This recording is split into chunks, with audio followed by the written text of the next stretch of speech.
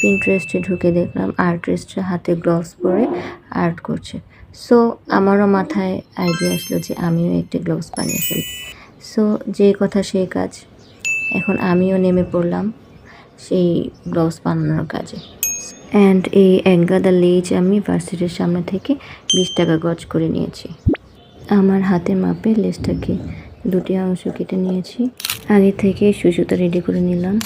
এখন এটাকে ভাঁজ করে কলম দিয়ে মার্ক করে নিয়ে দেন সেলাই করে দিব।